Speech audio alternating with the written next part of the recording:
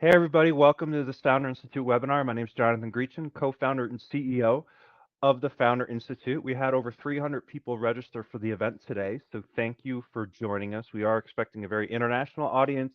This is a live event, so if you are joining in, let us know where you're joining in from. I already see here Pravina from Issaquah, Washington, and I know we have some presenters today as well from all over the world. So it's always great to see an international audience here at this event. So let me give you guys a little bit of a rundown of what we're doing today. So a couple of months ago, the Founder Institute, we launched something called the Startup Ideation Bootcamp. And the idea was that, we see a lot of people that are applying to our accelerator programs really struggle at that idea stage. And the biggest misconception, I think, for idea stage entrepreneurs, and we've been working with idea stage entrepreneurs now since 2009 across 200 countries. The biggest misconception that I see is that they sort of have this idea in their head that great startup ideas sort of come from this light bulb moment, right? It's like this one proverbial light bulb just lights up one day, and now you have this perfect idea, and now it's time to go conquer the world with this perfect idea, right? But in reality, great startup ideas aren't kind of born, right? What we say is that great startup ideas are built, right? Yes, there may be some initial light bulb, but then it's time to just get out there, start getting feedback, and building that idea over time. All value in a startup idea, right? And people will say, oh, startup ideas have no value, right? And there's a lot of truth to that because startup ideas only become valuable when the founder then takes that idea and evolves it and then executes it over time in response to market and customer feedback, right? And we see especially a lot of first-time entrepreneurs have a lot of trouble going out there, kind of breaking through that analysis paralysis, so to speak, to really start getting out there, getting feedback on their idea, and starting to build it over time. So the Startup Ideation Bootcamp was a program that we put together. The next one will now be coming up in a couple of months. So if you're interested, you could see more about this at bootcamp.fi.co/bootcamp/ideation.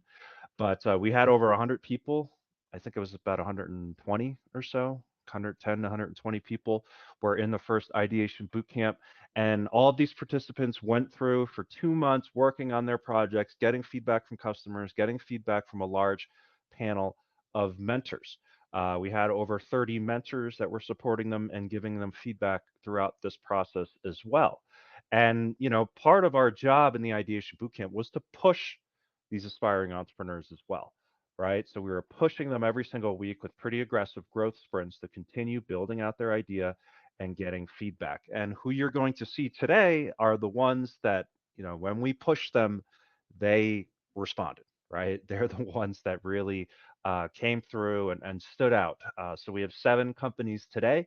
They're going to be presenting to a panel of judges who I'll bring on here in just one moment.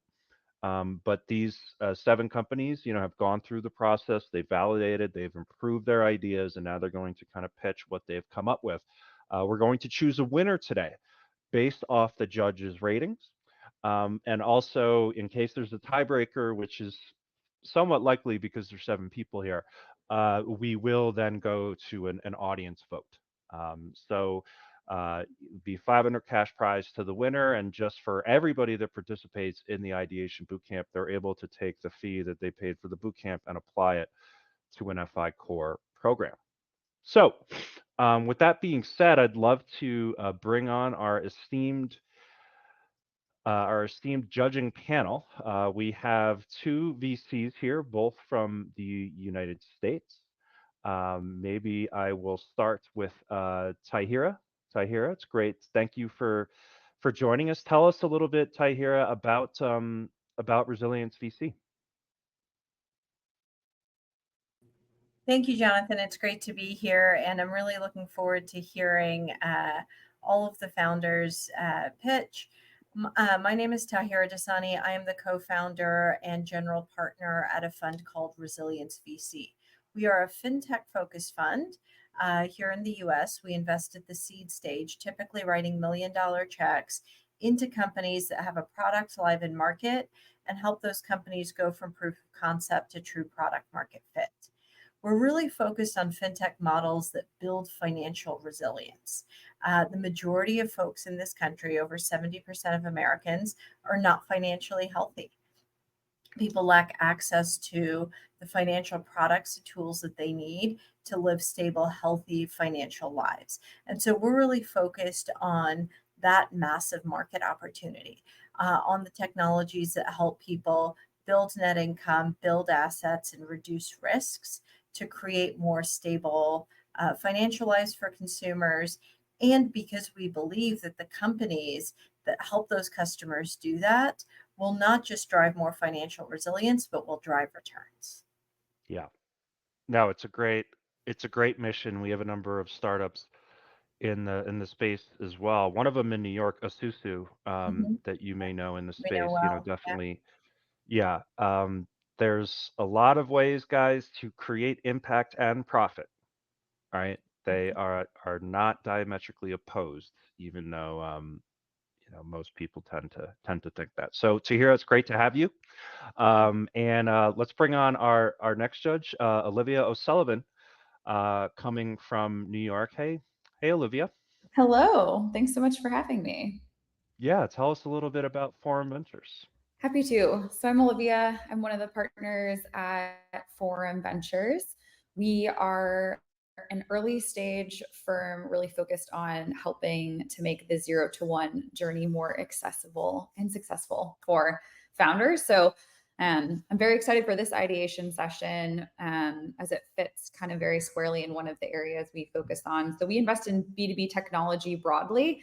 I would say our team spends probably most of our time across applied AI, vertical SaaS, fintech, supply chain and logistics, modern manufacturing, as sort of the big spaces where we're spending a lot of time. And we have 3 different ways that we work with founders. On the very earliest side, we actually run a studio where we're a concept-led studio. We do a bunch of ideation internally, and then we go out and find incredible founders to help co-build companies with us. So we launch 6 AI native companies every year through that. We invest 250K on the balance sheet.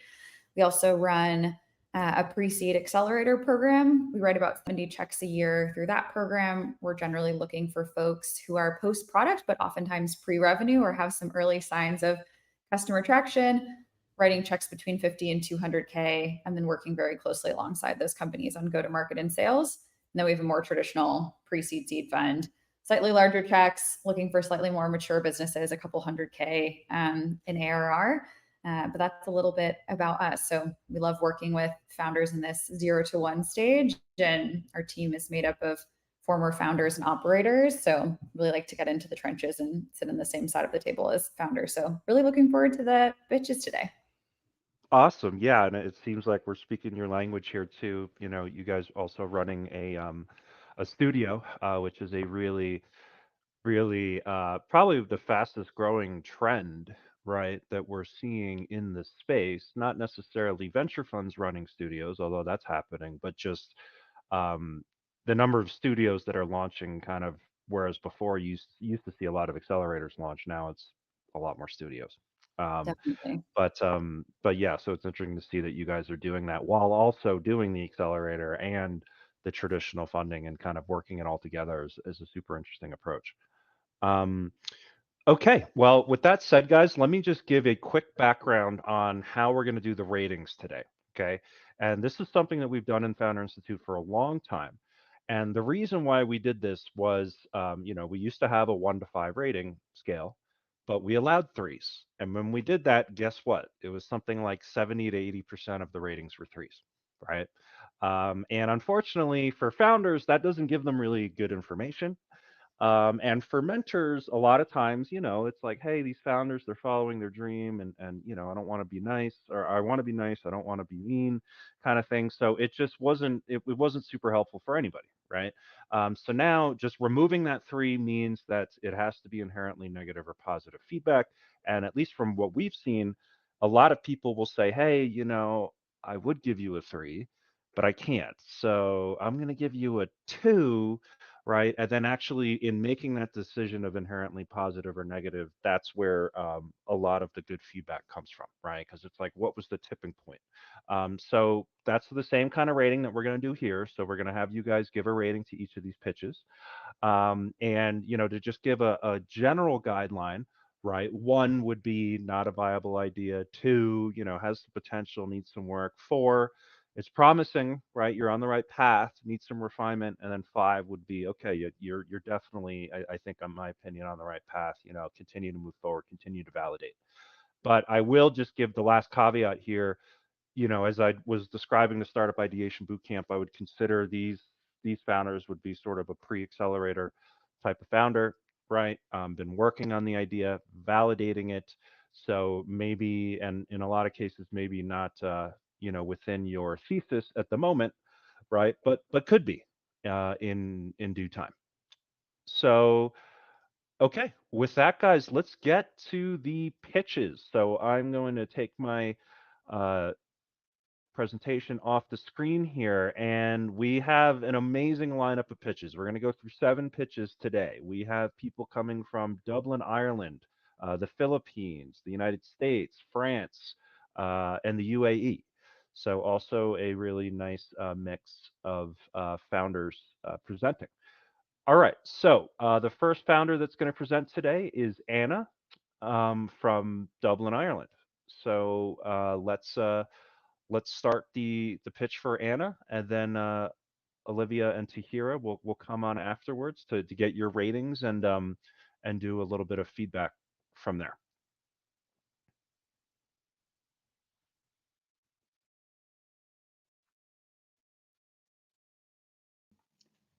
Hi, I'm Anna. After 20 years in hospitality industry, I've seen one problem everywhere. People who make your stay unforgettable often go home feeling invisible. And you might think, but I always tip well for good service. Well, tips aren't the same as recognition. The problem is clear. Frontline hospitality workers lack a simple tool for on-the-spot personal recognition from guests for the service they provide. Tips are not the same as sincere appreciation, and guests rarely take the time to write reviews. And when they do, they praise businesses, not individuals.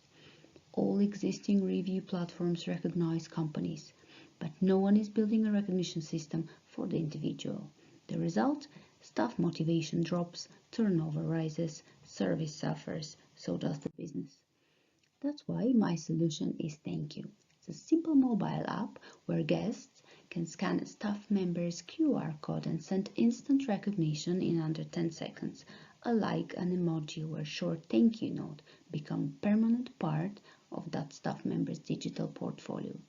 The feedback belongs to the individual forever. It can't be lost, erased, or forgotten. In the past months, I've interviewed 10 frontline staff and 2 hotel managers from 6 different nationalities, and every single one confirmed the same. Recognition motivates more than money. 1 hotel and 1 wine bar are ready to test the app. My aim is to pilot ThankU by the end of Q4 with 3 businesses here in Ireland. ThankU business model is simple. Businesses are our primary revenue driver. Staff get the app free, but they can upgrade to premium to unlock career tools. Why me? I've lived the problem for over 20 years, from family-run businesses to luxury 5-star properties across Europe and the USA. I know the industry inside out. I've managed teams and I have the network to bring ThankU to the hands of the people who need it most. Today, I'm raising €150,000 in pre-seed funding. This will allow me to build the MVP, run pilots, and scale to the first 50 to 70 paying businesses, representing over $75,000 in recurring revenue in year 1. As I mentioned before, hospitality employs 320 million people worldwide. But this problem isn't just hospitality. It exists in every service industry: retail, airline, healthcare, education. I'm starting in hospitality, but the potential is global. With this simple app, I want appreciation to become visible, personal, and everlasting, creating a social movement that spreads with every thank you. Because I truly believe a thank you should be as easy to give as it is powerful to receive. Thank you. All right, great start, Anna. Um, so it's yeah, there's definitely a need for this product. I think it's a super interesting approach, right? I'd love to start. Maybe Olivia, I'll start with you. And maybe guys, maybe we'll hold off on giving the rating until after we do the question and feedback, right? And then we'll finish off with the rating. So, Olivia, was there any feedback or questions that you had? I'll start with one point of feedback. I think at the end, you talked about your own sort of personal background, having spent decades in the hospitality industry. And I always like to tell founders to lead with their strengths when they're pitching. I think oftentimes we have this templated format of a pitch needs to start with the problem, and then we move into the solution, and then we go into the market or the business model. But I think you have to give people a reason to pay attention and lean in. And that might mean, if you're later along, you have a ton of traction, or you have an amazing team, or you have this unique earned insight. And so I think starting with your own personal experience can help build that strength, have investors or people that you're speaking with lean in, and also create that aha moment for people of saying, oh, Anna has this unique earned insight because she has spent her career in this space and understands the nuance. So that's my one point of feedback.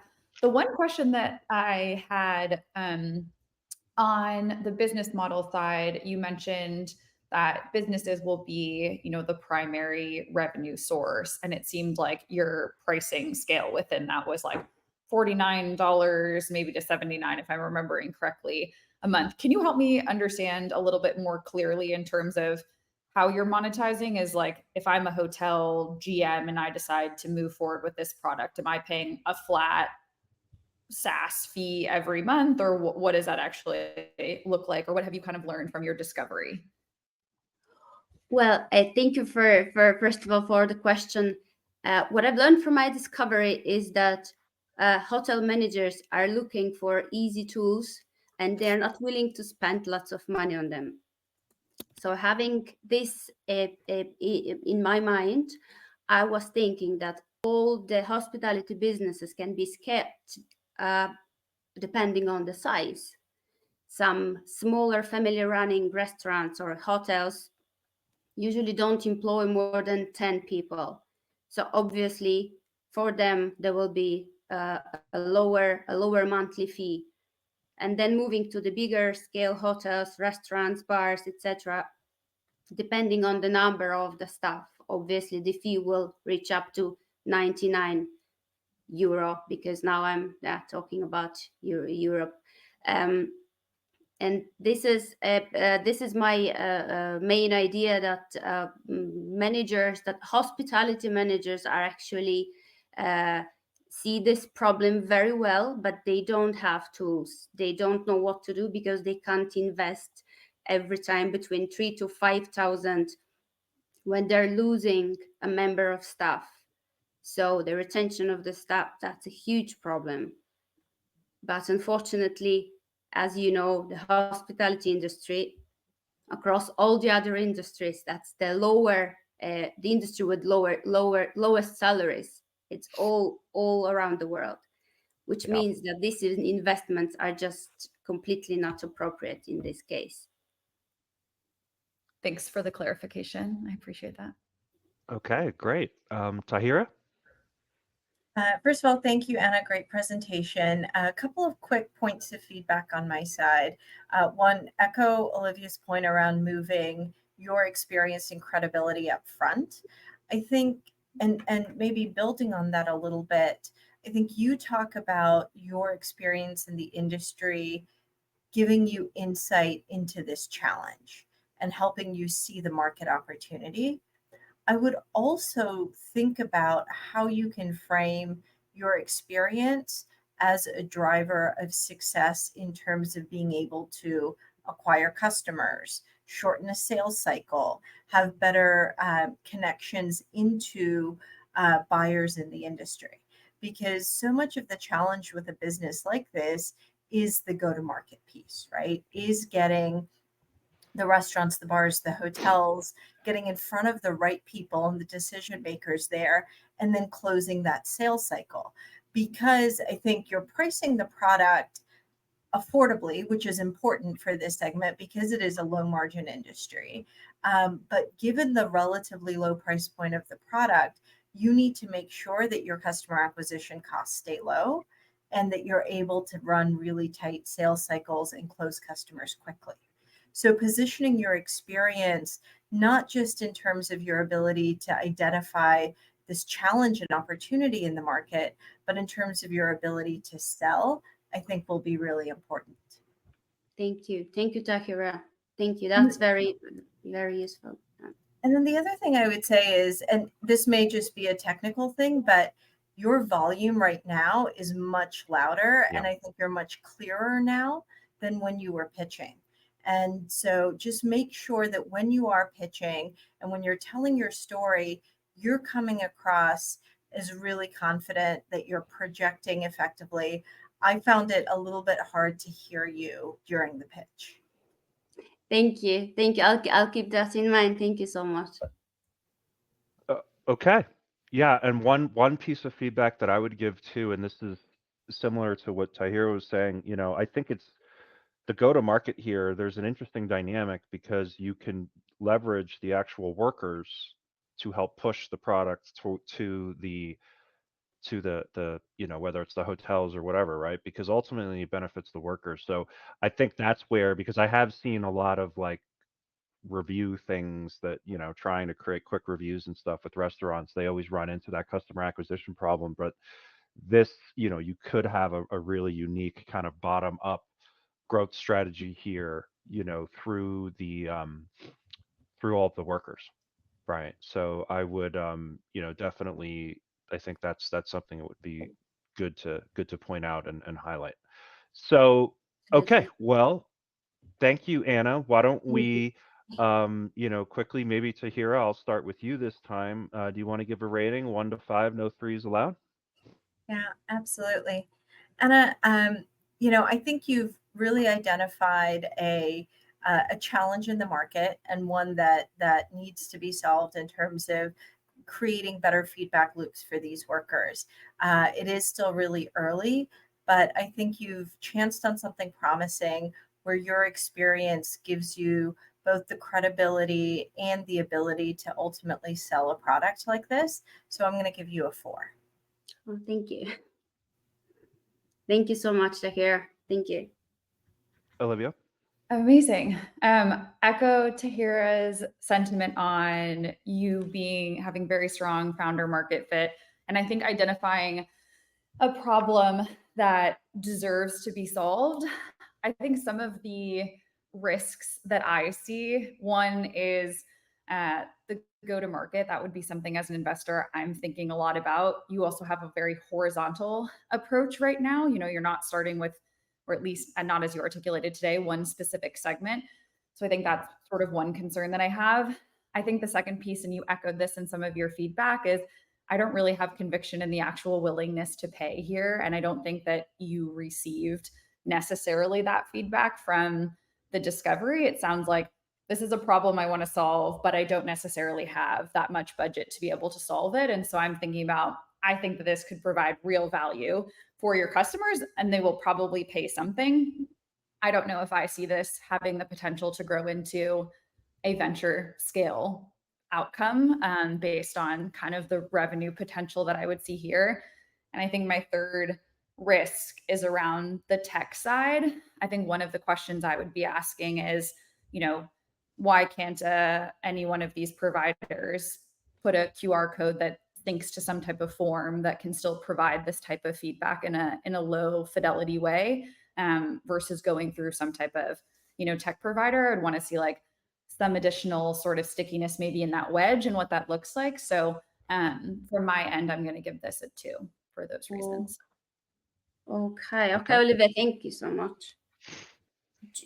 And just for me, I'll keep it quick and we'll move on to the next pitch here. But yeah, I'm giving it a 4. I think it was just really clear what the problem was, what you're solving. Definitely there are some hurdles to that need to be overcome here, but I do think it's a unique approach. And if you could crack that kind of bottom up growth from the workers, that could lead to a decent unit economics in terms of getting the product out there.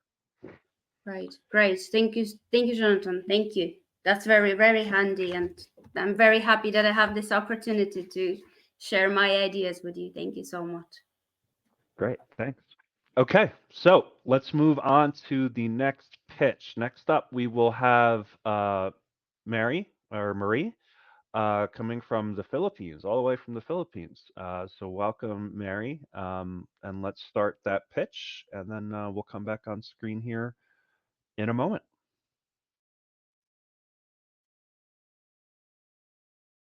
Hi, my name is Grace Parazo, and my startup, the Bailiwick Academy, is developing a subscription app that helps home-based baking business owners bake smarter and grow faster with our AI-powered voice-enabled assistant that simplifies every step of their business. I believe that home-based baking business owners hesitate to grow because they feel overwhelmed by the demands of running their business. On average, they spend more than 15 hours weekly on manual tasks like costing, pricing, and tracking orders, which limits productivity and growth. To make matters worse, their systems are scattered. Recipes, orders, and marketing are spread across notebooks, spreadsheets, chats, and apps, causing frequent switching, and this wastes up to 40% of their productive time. As a result, 68% of entrepreneurs spend most of their time working in the business rather than planning and scaling it. That's why we're building an AI-powered voice-enabled assistant app designed specifically for home-based baking business owners. This smart assistant acts like a digital sous chef, helping them learn, develop, and organize recipes, manage orders, track costing and inventory, plan schedules, and even automate marketing, saving them time, boost sales, and grow their businesses faster. We already have a strong foundation with 20,000 email subscribers. 6,000 of them are paying users and 3,500 on repeat, and 40% are already selling. We interviewed 10 of our active baker entrepreneur students and validated the problem. Many of them feel overwhelmed because they're doing everything manually, making them quit before they even start growing. Together with my co-founder Nico, we're the right team to build this business.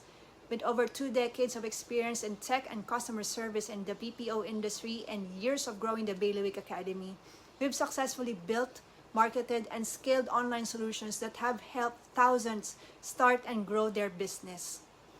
With Nico's analytics skills and years in working on operations efficiency and my experience in customer-focused solutions, we deeply understand how technology and great user experience drive success. As a next step, we're seeking mission-aligned investors to help us raise $50,000 to launch our agentic AI assistant by the first quarter of 2026. All right. Thank you. Whoa, my camera started here very zoomed in. Thank you so much, Marie. So maybe we'll start with Olivia. Olivia, any questions for Marie? One question I did have for you guys on the customer validation side. How did you go out about finding some of these home bakers? Were these people that you were kind of targeting, or maybe doing some like paid ads? I was very impressed by kind of the number of people that you were able to talk to during this validation. So curious to understand how you ended up getting in front of these folks. And we're part of different baking groups, and also some of them are students already. We also do paid ads. So that's how we acquire our customers. awesome. Okay. Tahira? Is it Marie or Grace? Sorry, You can just call me Grace. Grace. Okay. Oh, all right. Grace, thank you for your presentation. One thing that I'm curious about is the size of the market opportunity. You know, it is a very specific customer segment, and you know, for something to reach venture scale, investors are typically looking for large addressable markets. which often means that either you are building a product for a market that's large on its own, or you're building a product where you're starting with a very specific customer set, but the product has applicability to other segments with similar characteristics. And so can you talk a little bit about the size of the market opportunity and how you think about that? We're going to start. I'm planning to start it here locally in the Philippines. So in the Philippines, there are about 150,000 registered home-based bakers here in the Philippines. And then if we're going to go global, then in the US alone, there's already 10 million registered home-based baking businesses. Wow. Interesting. Yeah, that was it's I was thinking along the same lines. That was my question was, when it's a market like this that is niche, right? And I know we instructed you guys to look at a niche market, right? But there is always a little bit of education to just say like, hey, how big is this market even in this region, right? Where you're starting, and then what is the potential in other places? Because that number blows me away. 10 million US based home baking businesses. I'm like, wow, I would never think that, right? So yeah, at least that would be my piece of feedback there. Okay. Why don't we go with the ratings? I can start first this time. I'm going to give this one a 2. I think it was a little.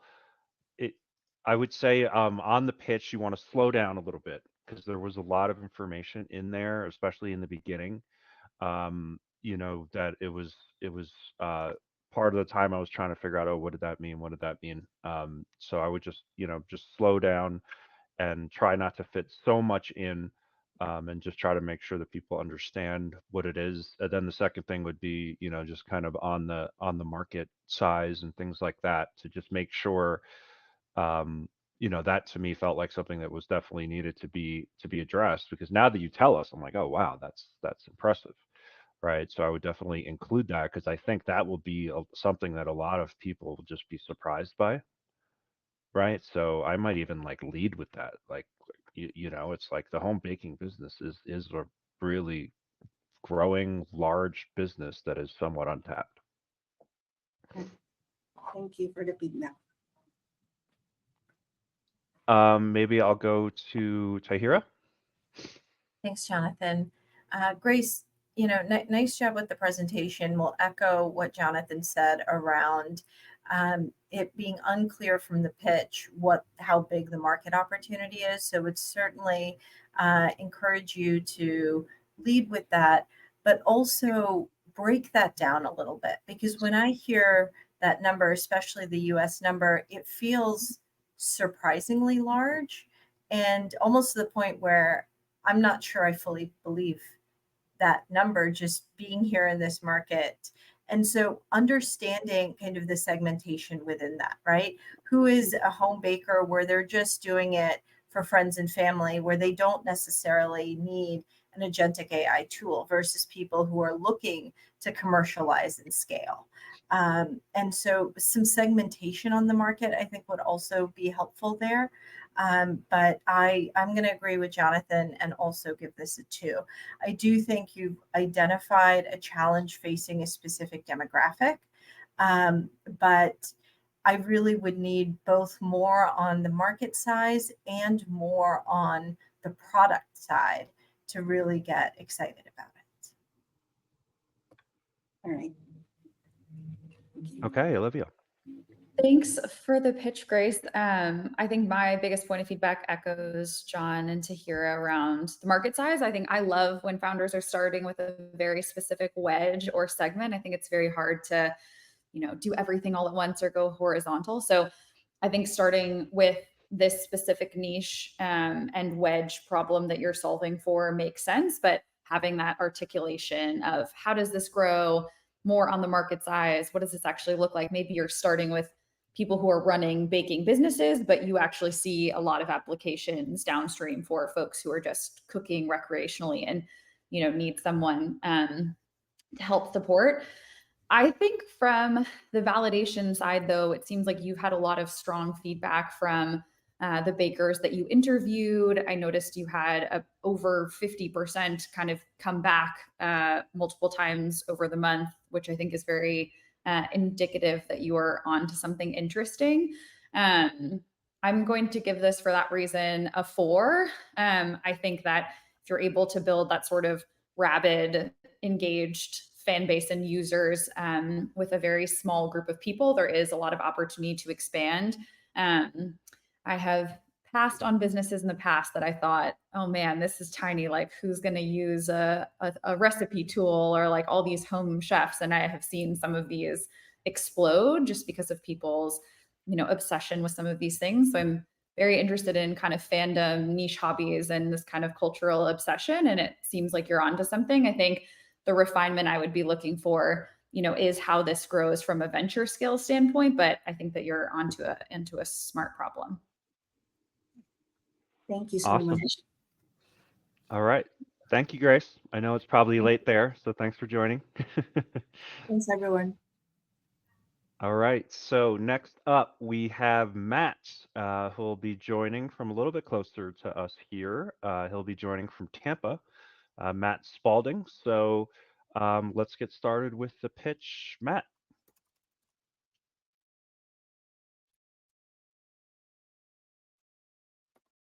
Hi, my name is Matt Spalding, and my startup Beesla is developing a sourcing and screening tool that helps recruiting teams eliminate resume spam by blocking AI-generated resumes at the source. Recruiting teams have a resume spam problem. There's software available for job seekers that'll take their resume and custom tailor it to a job description, stuffing in keywords with promises of beating the ATS. It could do this automatically for 1,000 jobs per day, answering any knockout questions that get in the way. While this sounds like great news for job seekers, if you happen to be a recruiter on the other end of this is a nightmare. The result is wasted hours and costly mishires. And this problem is getting much worse. Gartner predicts that by 2028, a quarter of all candidates will be fake. Beesla solves this by blocking AI-generated resumes at the source. What differentiates Beesla from other solutions is its unique system design. Beesla is specifically designed to prevent candidates from altering their resume during the application process. This means recruiters can be confident that their candidates are an actual fit and not just trying to game the system. The best part about it is Beesla integrates at the top of the funnel, so recruiting teams can have better applicants without having to change their core workflow. I'm seeing validation on both sides of this market. On the seeker side, Beesla.com has generated 1 million impressions on Google search, leading to 18,000 organic clicks just over the past 3 months since launch. On the recruiter side, I've interviewed over 20 recruiters, and they're all validating that resume spam is a problem. And I got 5 of them interested in joining the beta launch coming this October. That's me, Matt Spalding. I'm the founder and CEO. I come with 16 years of software development experience and a master's degree in computer engineering. I specialize in SEO, which is driving the traffic on the job seeker side. And as I develop the recruiter side, I'm confident that I can organically draw in recruiters in the same fashion. This fall, I'm joining the Founder Institute core program under the Traction track, where I'll be developing a scalable growth engine. Beesla is raising $500,000 to reach 1 million ARR. With this money, we're going to onboard 50 recruiting teams and integrate into popular ATS like Greenhouse, Lever, and Workday. We're going to bring on 250,000 job seekers with 1 million monthly site visits. So, who's ready to join the hive and tell the resume bots to buzz off? All right. Awesome, Matt. That was one thing I'll point out there, because we're seeing a bunch of the ask slide here, right, on people raising funding. I thought that was definitely the best ask slide, because you actually went into detail on the business metrics that you aim to achieve from the money, right? I think that's something, it's a very common mistake where people are saying like, okay, you're telling me how much gas you need, but where are you going to get with that gas, right? Like what metrics will you achieve in this, to kind of either get to sustainability or to get to that next round of funding. So I thought you did a really good job on that, Matt. But we'll start with Tahira here. What did you think? And do you have any questions?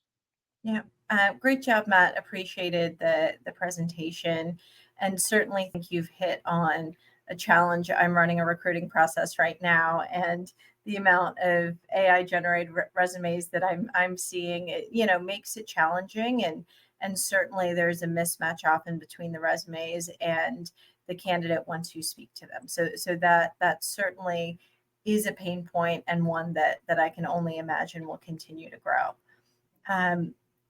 I think you did a great job talking about how your experience, especially on the SEO side, can help bring job seekers onto the platform. I would have liked to hear a little bit more as to how you'll acquire recruiters, HR teams, etc. Willingness to pay there is also a real question for me, because I think that's where it's probably easiest to monetize. But HR teams tend to be cost centers, don't have huge budgets, are limited there. And you mentioned that you're confident in your ability to reach them organically, but I would love to hear a little bit more as to your plan for acquiring on the recruiter side.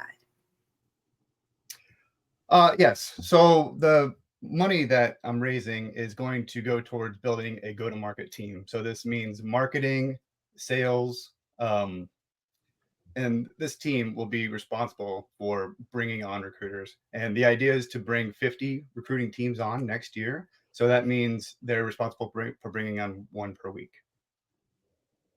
And I believe that we're going to have a dedicated team to bring in recruiting teams on. Okay, Olivia. Echo some of the sentiment of Tahira, but first off, I thought you exuded a lot of confidence in your pitch, which I think is really important. I think pitching can feel really unnatural and kind of like icky sometimes to people, but I think it's great if we can build kind of bring forward our like most confident self, even if that's not generally how we present ourselves in our day-to-day life, because we're hoping to build confidence, with investors or potential customers or whoever it is in both ourselves and our business. So I thought you really exuded that in your pitch, and it was very easy to follow. So great work there. Similar to Tahira, selling into, I think, HR and recruiting teams is really challenging. There's a lot of kind of point solutions that exist across their stack. As she mentioned, small budgets, long sales cycles generally.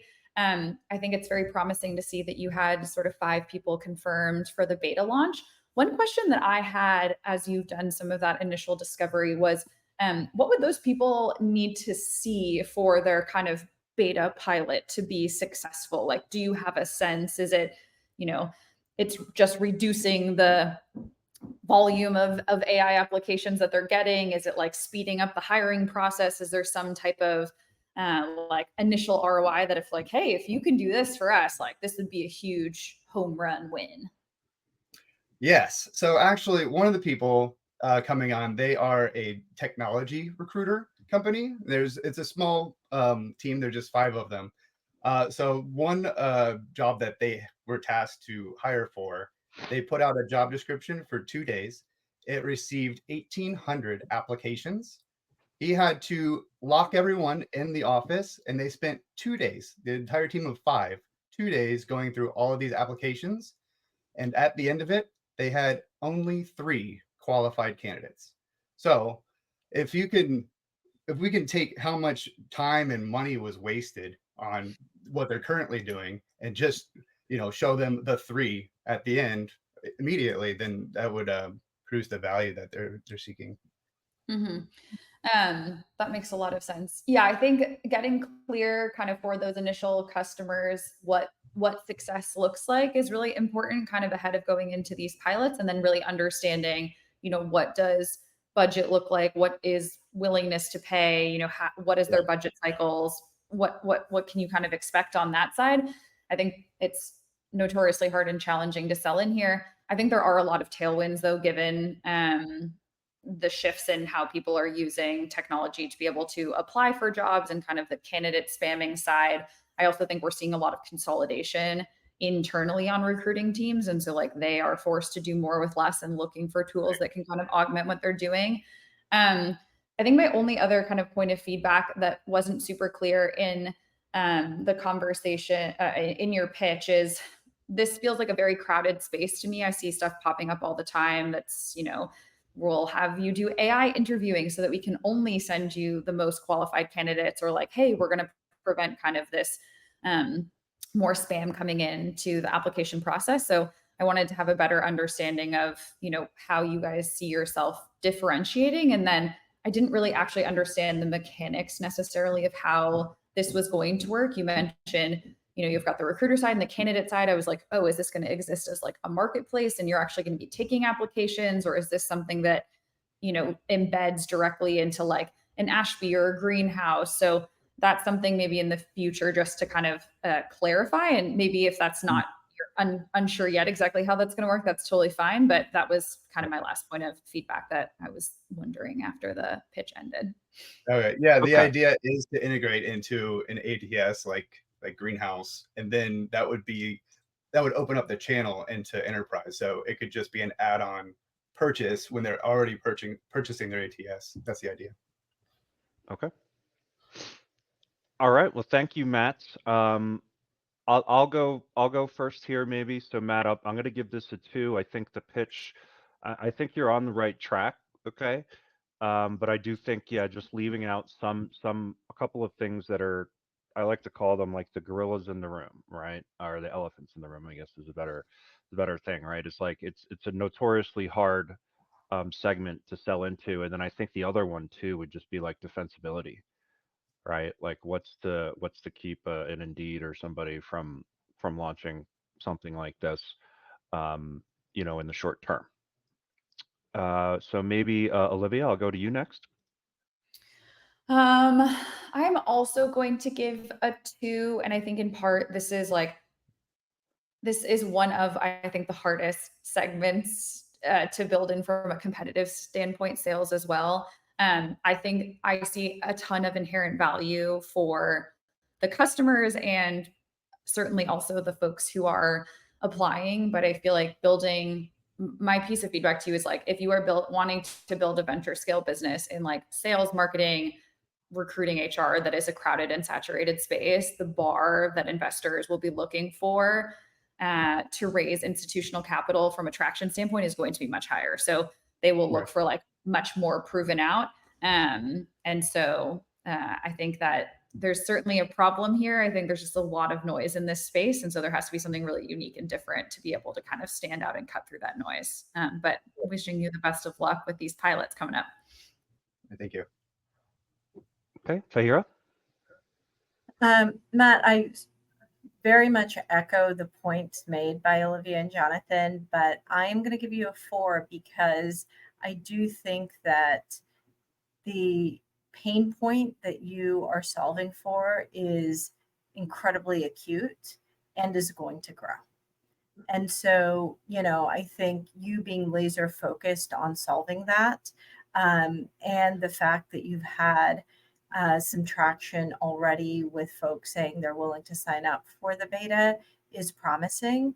I do think that you have to directly address in your pitch your go-to-market strategy for recruiters, and to Jonathan's point, the competitive landscape, how you create a moat, how your product would be differentiated from others in the market, because this is such an acute pain point that others are also going to try and solve it.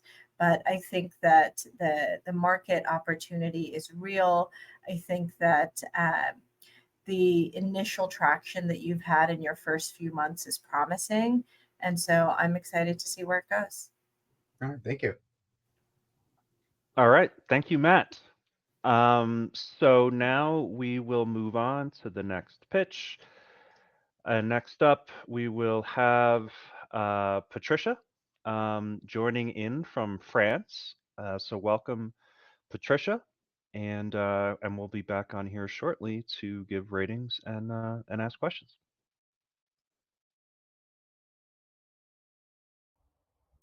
Hi, my name is Patricia, and my startup Cofield Pulse is developing a wearable device to help couples in committed relationships achieve emotional alignment through real-time biometric sensing that signals when and how partners should connect.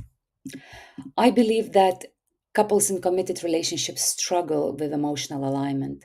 They want to support each other, but don't know when or how to step in when their partner is overwhelmed or shutting down. Timing can make or break a moment of connection, but we're terrible at reading emotional signs until it's too late. The cost is real. Relationships end not from lack of love, but from repeated emotional misses. And current communication happens after damage is done, not when prevention is possible. So, to solve this problem, we are building Cofield Pulse, a discrete wearable system that uses biometric sensing to detect emotional states and provides real-time guidance to partners through simple traffic light system.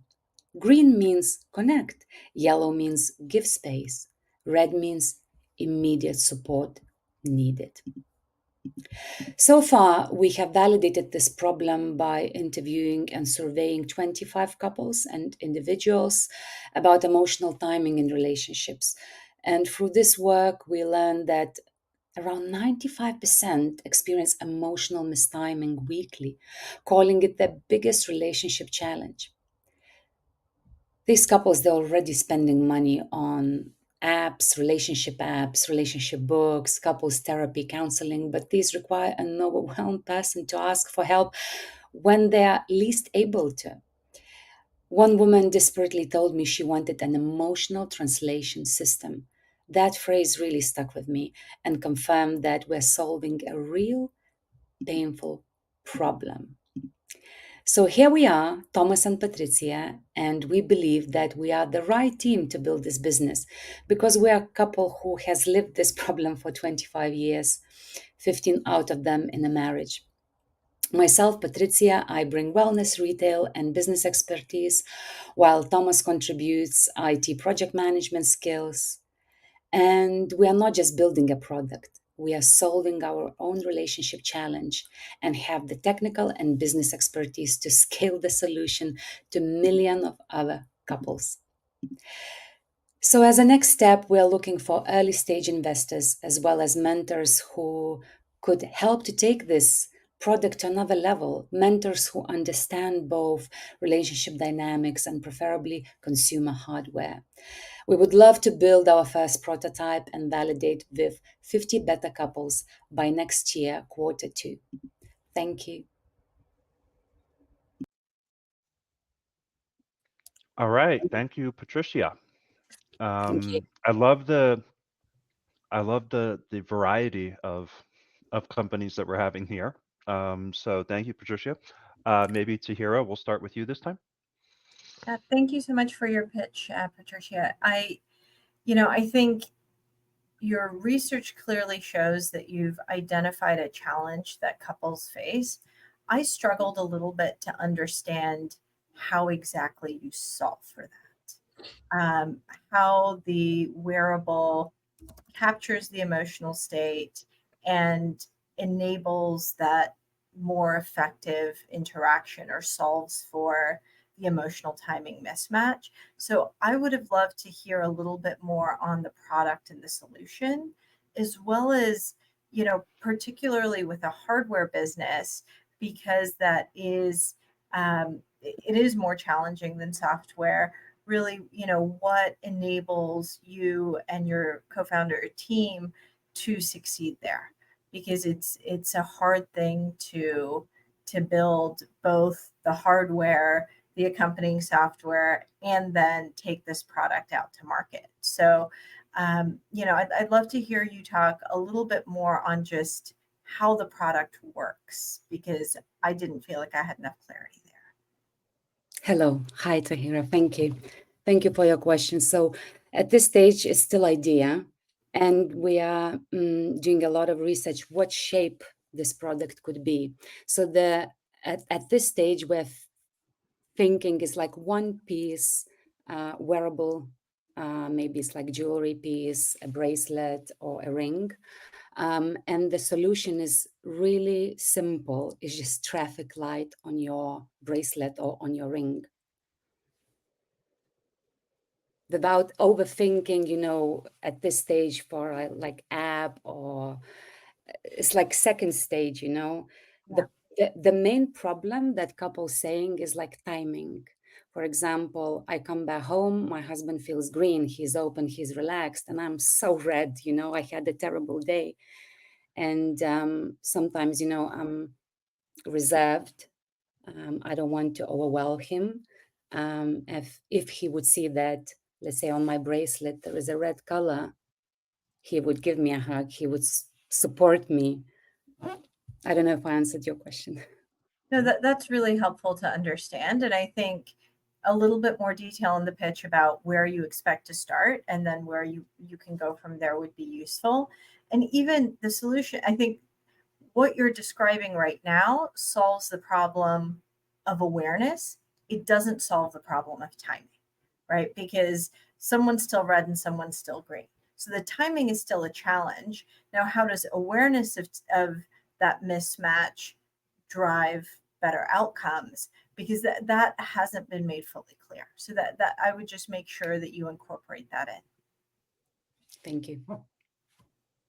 Yeah, thanks so much, Patricia. I think echoing some of that sentiment, clearly there is I think relationships are probably the problem of, forever. They cause so much chaos, or our inability to communicate. I think that is the root of many problems that manifest that in different ways, but the root. So I would agree that this is clearly something that plagues a lot of people and causes, I think, a lot of stress and tumultuousness in people's lives. I agree, though, that I didn't necessarily see this like super clear tie between the problem and the solution. And I think even my mind, when it came to this, as you were just saying, like this color, it's like, okay, are we unable to communicate to our partners like, hey, I'm not feeling great right now, and like I need a little bit of space? Like, is that actually, what we're trying to solve for, of helping people become better communicators in their relationship?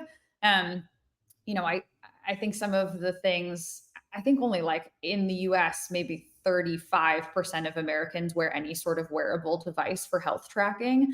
And so I think like it's already a very small kind of subset of people who I think have, the means to be able to afford something like this.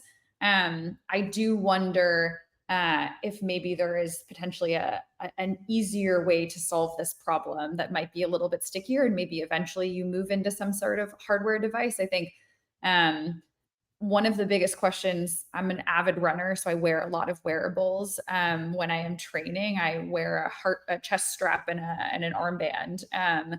Like, my question for you is, do you have some sort of indication or research that demonstrates, like, generally what these types of devices are measuring is heart rate, blood oxygen saturation, body temperature, respiratory rate?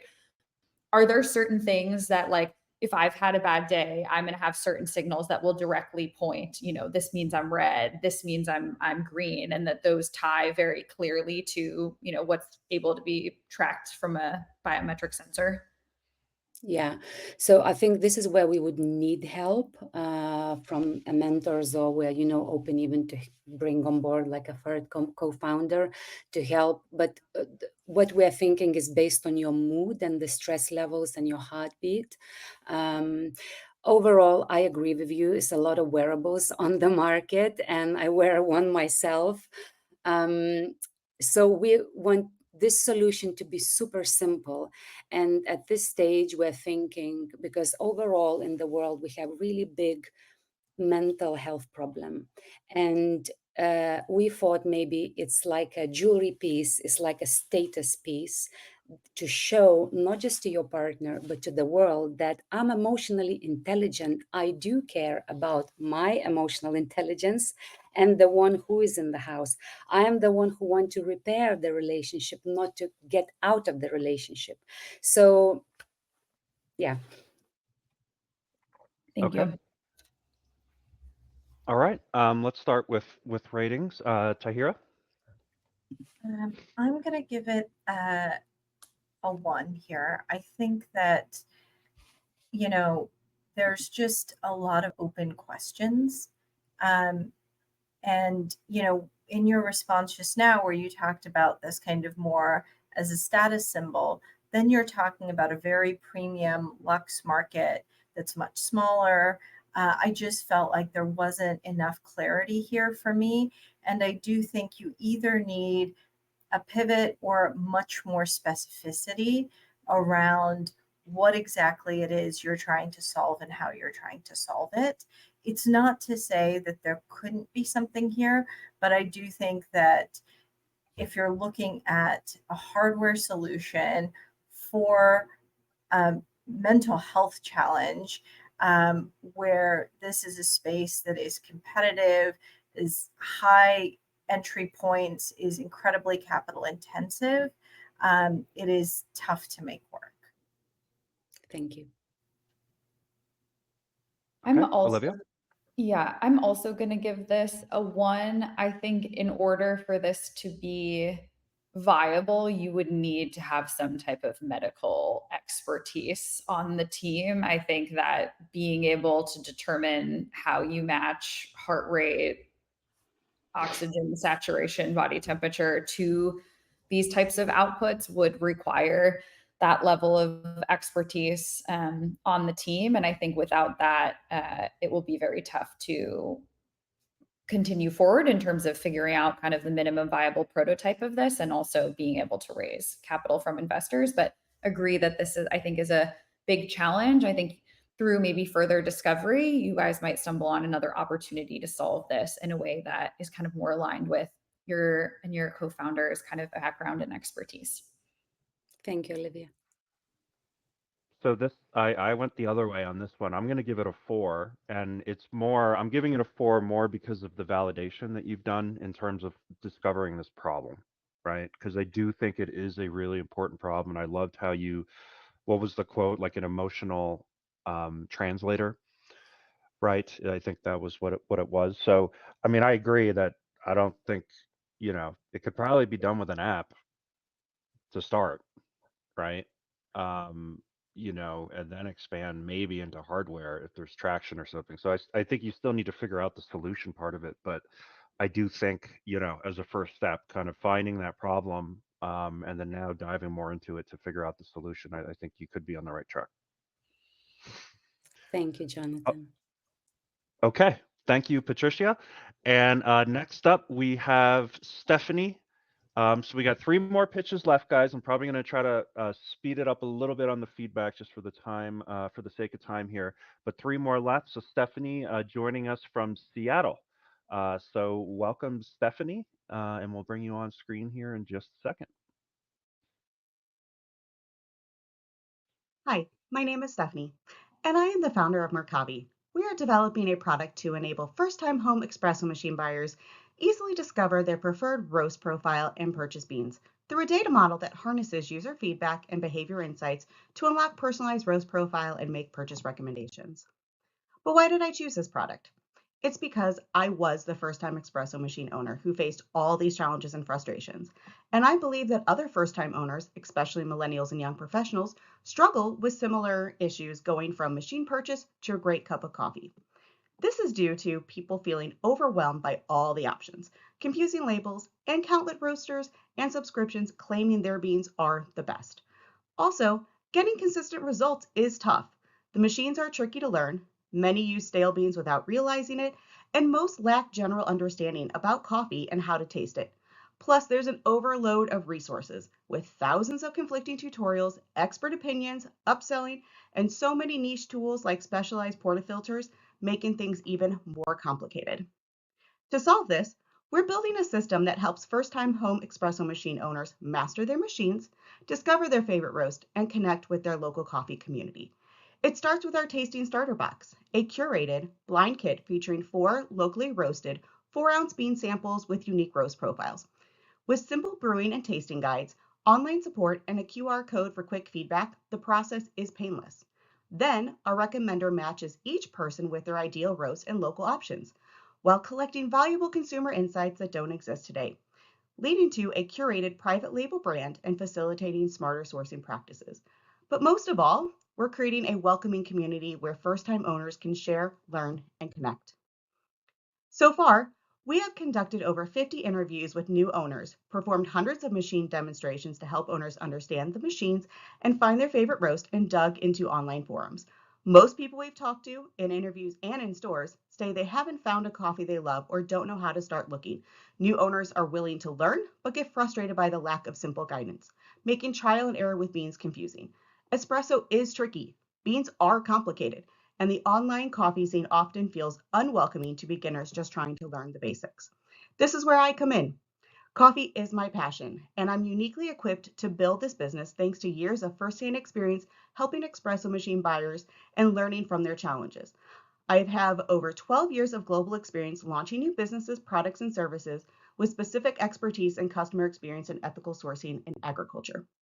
As a next step, I am looking for a digital marketing and content partner with expertise in story building, online community engagement, and content creation to help us prepare for product launch in late November.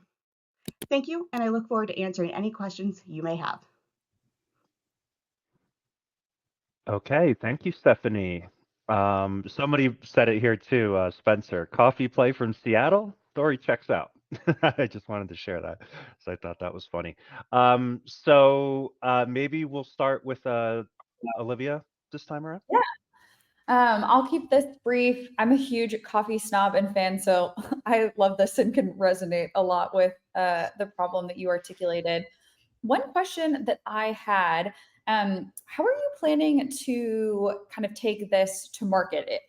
Things that were kind of popping in my head was like, oh, interesting. Is she going to partner with, different brands who are actually selling, these machines and kind of have this as like an insert that someone has? Or I didn't really get a good sense of, I've got a very good sense of what you're doing for the consumers, but wondering how you're thinking about kind of taking the product to market and getting it in the hands of people who are buying these machines. Absolutely. I really appreciate that because we don't have time, obviously, to go into the pitch. So I've been working at Crate & Barrel for 3 years. My product developer actually is just ended his time at Breville and was in Williams-Sonoma. We already have approval to be in store in both Williams-Sonoma's and Crate & Barrel's in Seattle for this holiday season. And the hope is to use that in-store experience to then grow it with any luck into both Crate & Barrel and Williams-Sonoma, including it in their product catalog. The roaster I work with here in Seattle has the ability to scale fast on a commercial level. So we're not really concerned about that aspect of can we turn product around if we were to get into market with Crate and Williams-Sonoma, but it's more proof of concept this holiday season to see if we get good traction and then hopefully expanding from there. Amazing. I would have led with that, but I'll leave it to Tahira for her comments. Yeah, I would certainly include that in the pitch. I mean, I think, any notes on traction or how your experience has enabled you to have a real advantage here and here that distribution advantage is so powerful is worth including in the pitch. The question I have is around kind of pricing and willingness to pay. Unlike Olivia, I'm not a coffee drinker, so perhaps I'm just a little less familiar with the market and my view on kind of willingness to pay may be a little bit different. But, if someone's already made a big purchase, are they at a moment where they're willing to spend more?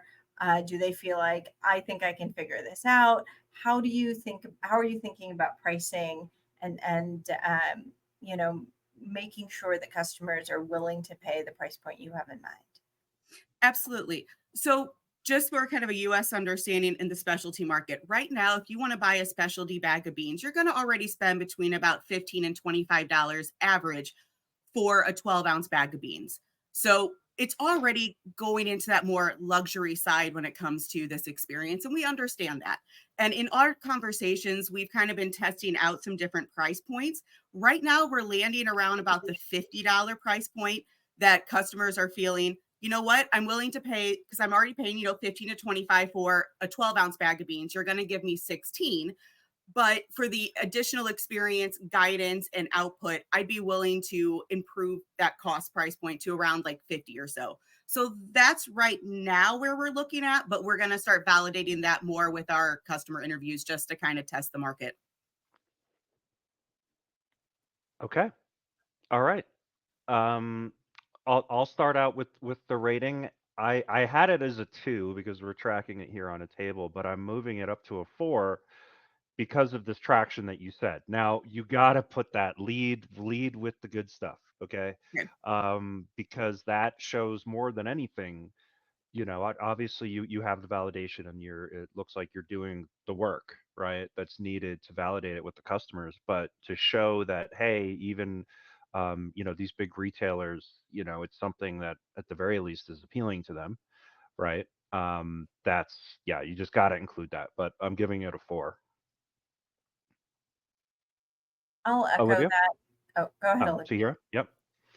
So I was just going to say, I'll echo that. I mean, it wasn't in the pitch, but I think the way you answered these questions, both on the distribution side and the pricing side, just show, I think, more progress and traction than your pitch reflected. And so given that, I will also bump up to a 4. I also will put this at a 4. I think some of the things that my mind was thinking of after this is like most brands who are selling in through retail like lose all visibility into their customers. They're like, I have no idea who's buying through retail, through Amazon. So that's like a black box, even though, D2C, you have tons of insight about those. And retail, you have basically none, even though most brands are doing most of their volume through retail. So I think one of the things I would love to see you kind of noodle on or explore if I were thinking about investing in something like this is like, is there data that you can collect, first party data about these customers that is valuable to sell back to these, brands who are creating espresso machines? Are there interesting, I'm always thinking about B2B angles given my sort of seat of like, is there interesting, opportunities for you to be able to partner with, different coffee brands that people love, that are maybe not in your city, that you can't get these specialty beans, also that maybe there's some sort of B2B revenue side as well. But I think you're onto something really interesting, and the early traction is very promising. So congrats. Thank you. And Olivia, you hit the nail on the head. That's actually where we're headed is there an opportunity to license with the Breville's of the world as an add-on to buying their product? Because it is blind, it's agnostic to any brand. And so we're headed that way, hopefully. Awesome. All right. Thank you, Stephanie. Next up, we will welcome Omar. Omar is coming from the UAE. So welcome, Omar, and we'll let you have the stage.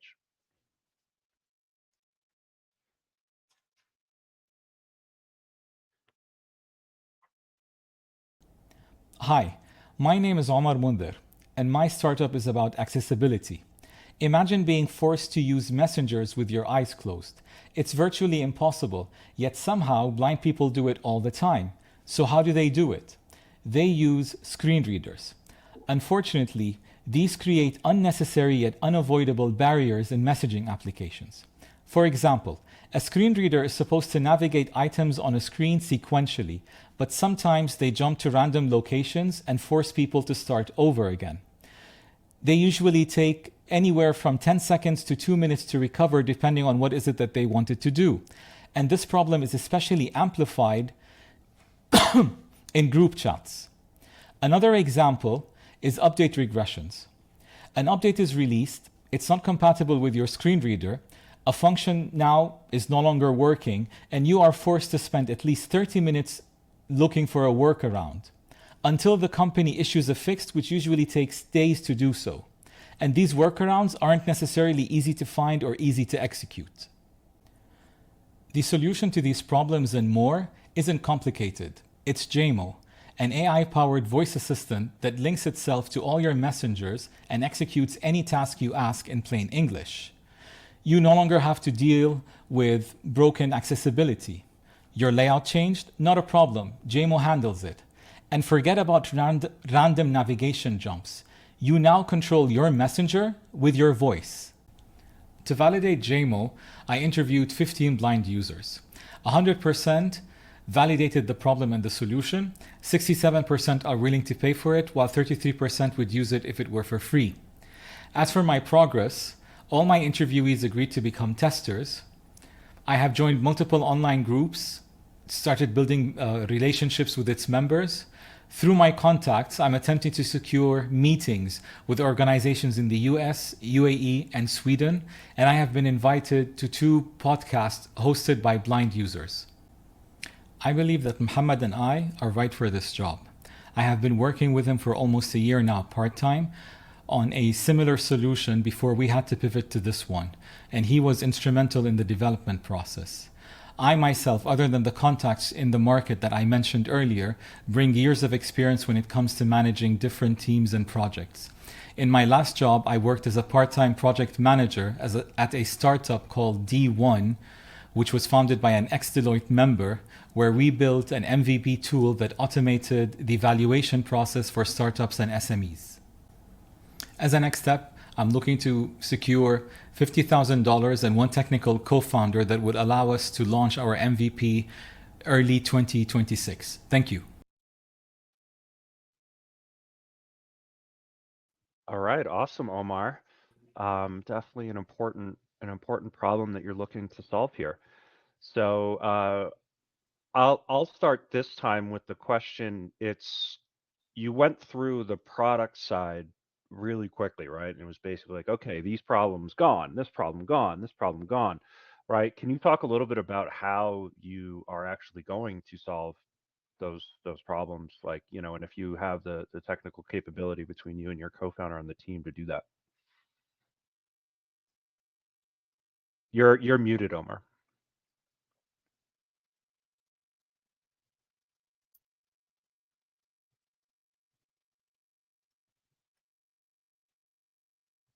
Yeah, it's muted, but while Omar is figuring that out, I do maybe. apologize. I do Oh, there it is. apologize. I kept Okay. looking at the left side, completely forgetting that there are extra buttons down in the middle. Many apologies. Okay.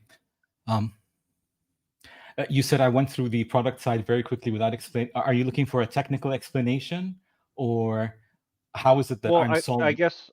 I guess I would just say, yeah. I guess it really wasn't so much of a question. It was just feedback that there was, there are big claims made on the product side, right? That are, so I would just, I'd probably go into a little bit more detail on how your team is able to solve those problems.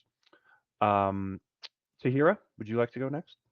Yeah, I was actually going to say something similar. I don't feel like I had a clear understanding of, is there a technology advantage that you have? Is it a design advantage? What is enabling your solution to solve the challenges that other screen readers face?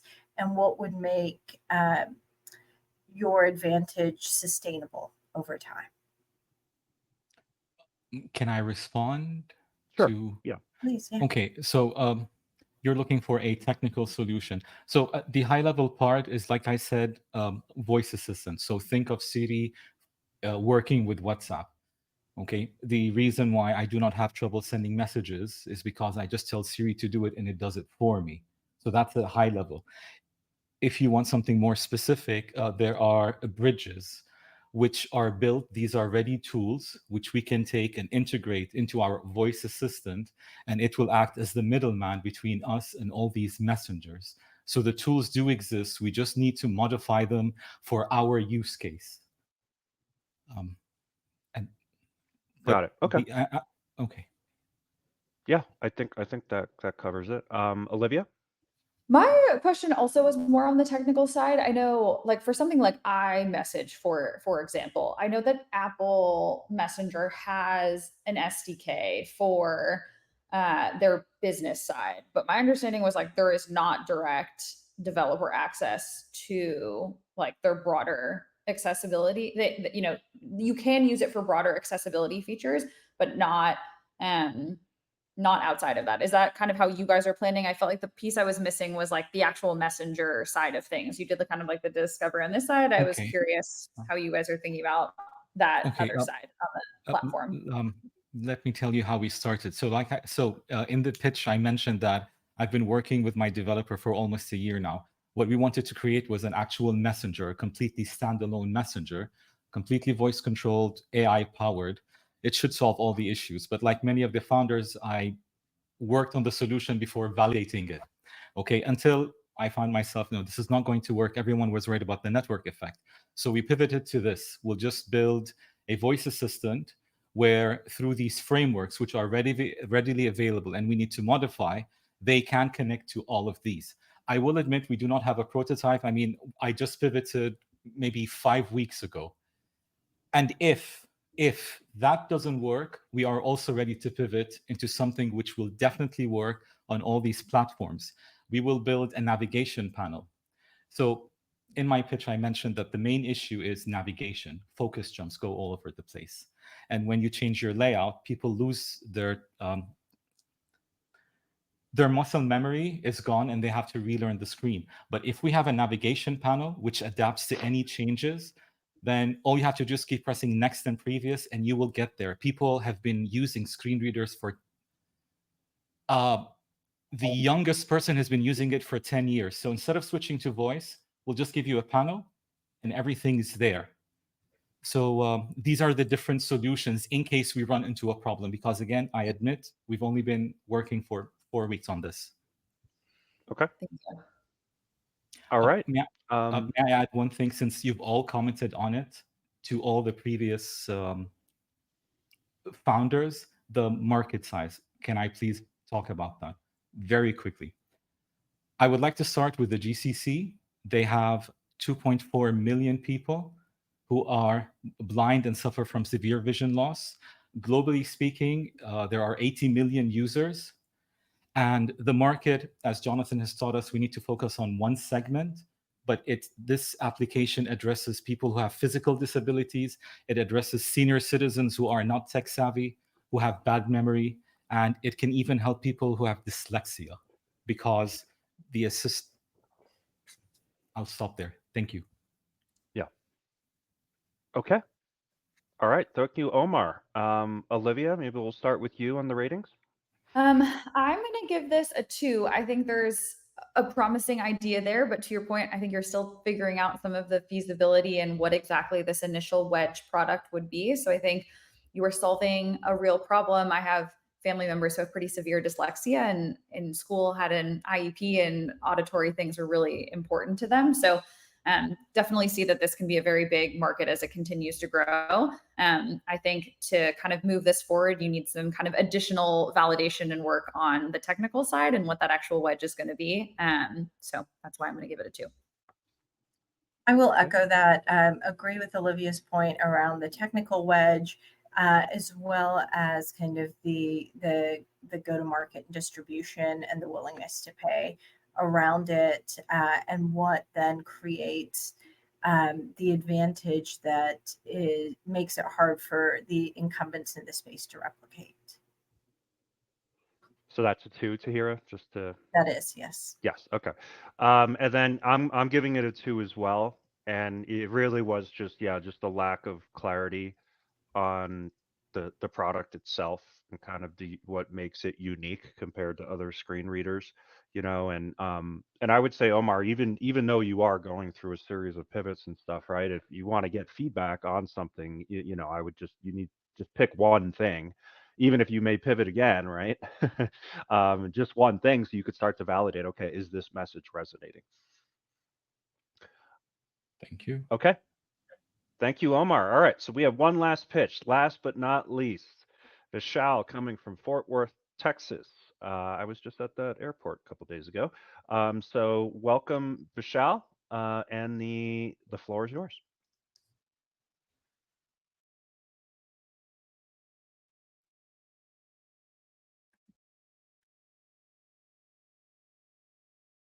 Hi, I'm Vishal Gandhi, founder of LinkWise. We are the one-stop parent-powered carpool coordination platform for kids' activities that's safe, reliable, and affordable. In most US metros, parents spend an average 8 to 12 hours a week shuttling kids, causing stress and time poverty for parents. No alternative options, be it informal carpools or kids' taxi services, offer the trust, reliability, and affordability that parents seek. With more dual working households, back to office mandates, and more kids' activities, the pain is growing and largely unmet. That's why we are building LinkWise, a community powered, membership based ride sharing network where verified local parents with matching kids' activity schedule can give and receive rides. LinkWise is powered by preference based matching, smart scheduling nudges, real time tracking and safety features, and a points based system for a fair and transparent exchange between carpooling parents. Parents can also import and manage their existing carpools, making LinkWise the true one app for all kids' activities for all kids in a household. With LinkWise, parents can cut their time demands to half, one third, or even more. So far, we interviewed 48 parents. Most parents drive solo. Few carpool, and they agreed coordination does get messy from time to time. All parents expressed that kids' safety is paramount, and discovery of like minded parents is the clear gap. We also spoke with 6 activity providers. They acknowledged the problem, and 4 in Dallas are ready to support our MVP. Now you may ask us, why us? As parents of young kids, we have first-hand experience of managing these challenges daily. Myself, Vishal Gandhi, as the founder and CEO, have extensive experience in building products and partnerships. Balaji runs operations and design. Sushain brings logistics and marketing experience. And Himanshu leads engineering with startup jobs. We are launching an MVP in Dallas soon with select providers. As a next step, we are looking for a marketing lead with B2C network platform experience to drive our Dallas launch and scale LinkWise to other metros. Post our product market fit, we plan to raise money to execute our expansion, targeting 5% market penetration in each metro, amounting to 700,000 families and 25 million ARR by end of year 5. Thank you.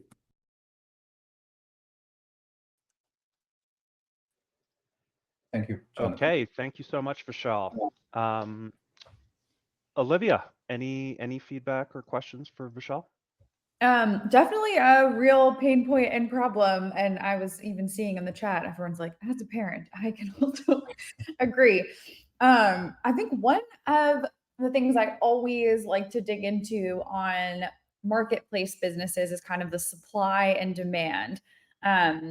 Obviously, it sounds like you guys are talking to activity providers, so maybe that's one way that you'll be able to both acquire, parents, and also coordinating kind of where kids are going. But I'm curious how you're thinking about that as one.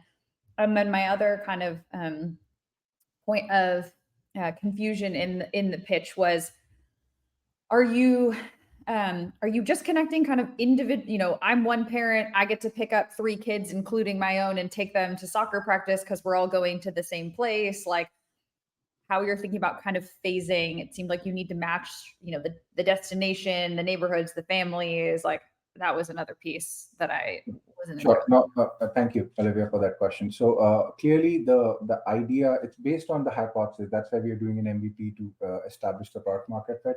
The hypothesis is simple, right? The hypothesis is that, the communities that co-locate, they're providers that serve a localized radius. So for a case in point, I spoke to a learning center, and she has around 200 parents or families subscribed to the center. And she gave me a statement. Of course, not everybody is very open to that, but she was a little close. So she said, within a 1 mile radius, I have 60% of the families, right? So if you think about this, there's a huge concentration. If you look at our school system, if you look at our activity providers, they are serving a localized radius. And that's the hypothesis, that there's enough demand and supply among parents. The biggest thing that parents don't carpool is because they don't know people, right? I could have a neighbor living 2 houses down or in the other street, having kid going to the same activity. I just don't know about them, right? And there's this awkwardness around, hey, how much of load share are we doing? So we plan to solve all those problems, and demand and supply. The idea behind this is simple, right? We want to, it's a B2C app. We want to market it through B2B channel, if that makes sense. If you look at the providers in the space, they are school-only carpooling apps. They go through school admins setting it up, right?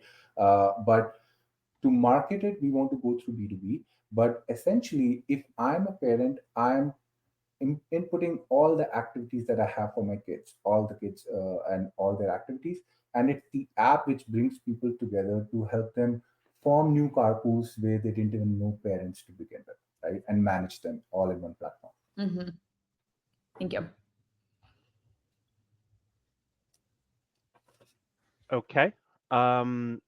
Any feedback from your side, Tahira?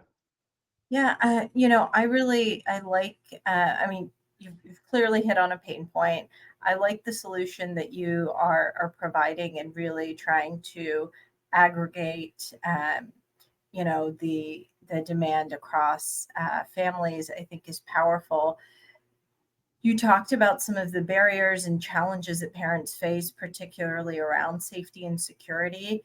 And so I would love to hear a little bit more around how you create trust on the platform. Because if it's a parent I don't know, even if they're highly rated in an app, what gets me comfortable that the app has legitimacy and that I should let my kids get into a car with them? And so how do you build the trust, especially in the early days? Sure. Thank you, Tahira. Thank you for that question. So I'll address it two parts. If you look at parents, let's say if I already have a carpool, right, the platform helps you manage that. You already know the parents, so the trust is kind of already built into the fact that you're carpooling with people. Then there's the other side. You're trying to connect with the platform tends to connect you with people who are unknown. If you look at the TNCs in the marketplace, it's a crowded marketplace outside of kids industry.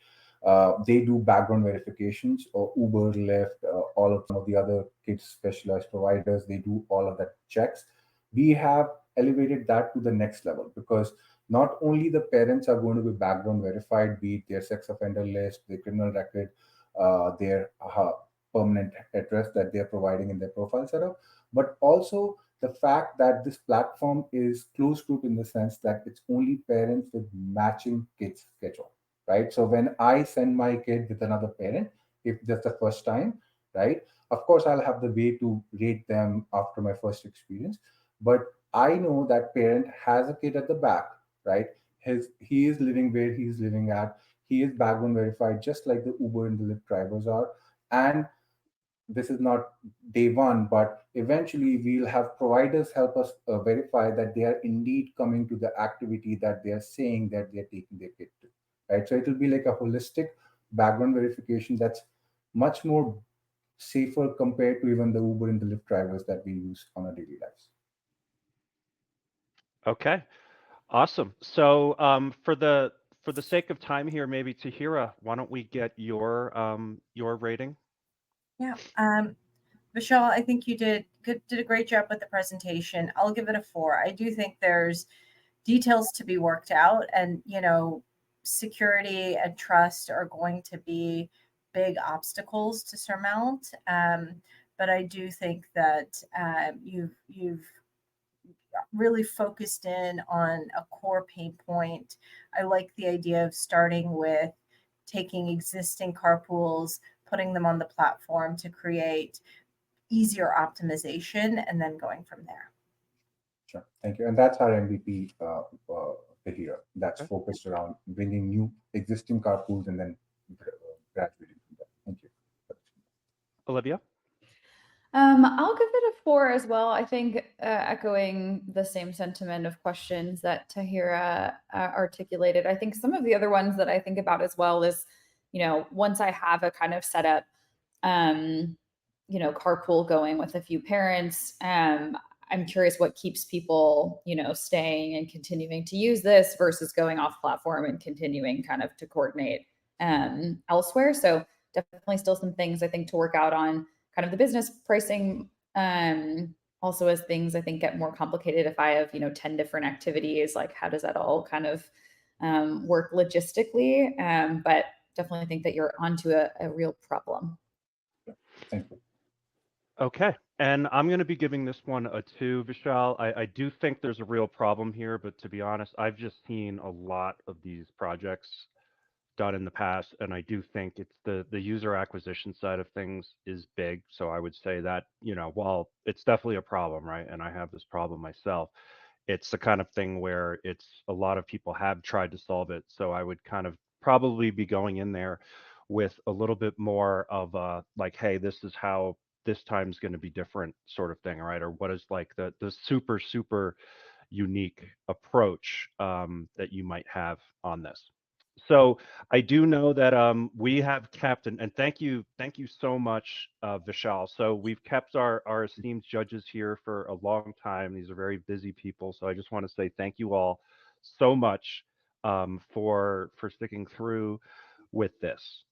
We do have now, and I'm putting the doc together right now, but we do have the champion here ready to go. So let me bring this up in just a moment. So, oh, whoops. Okay. Thank you everybody for joining. And let me share my screen here. It'll just take 1 second. Here we go. All right, so we tabulated all the ratings. We didn't have a tie here, so that was good. So we don't need to do kind of the runoff vote. But to look at the ratings, so Vishal and ThankU came. It's basically a two-way tie for second place. So Vishal and Anna. Congratulations for tying with 10 points. So basically a two-way tie for second place. And that leaves the winner to be Marabi and Stephanie Kripka. We don't spare any expense here at Founder Institute with production value. So congratulations to Stephanie. You win the $500. We'll move Stephanie to the stage here for just a second. Any words, Stephanie? I'm not gonna lie, I'm shocked. I just have, a great little simple problem. These other presenters have had some phenomenally good ideas that I'm just shocked. That's all I can say. And thank you. And good luck to every other presenter that gave today. It's just, I think we're all on some really cool journeys, and I hope I see them in the future. I definitely would echo that, guys, and it's been a lot in the chat as well. There's been a lot of dialogue around the ideas, a lot of people saying, hey, these are all really cool ideas, and you guys are making some real progress in validating these and really getting on the right track. So thank you guys so much for joining. Stephanie, we'll be in touch on the next steps here. But if anybody is interested in the next Ideation Bootcamp, it's coming up in a couple of months. You can go to fi.co/bootcamp/ideation. All right. If people do want to stick around, you can go into the networking rooms after this event, meet some other people that are like-minded, hopefully other aspiring entrepreneurs from around the world. But I'd like to thank you all again for joining, and I hope I will see you all again soon. Thanks, everybody.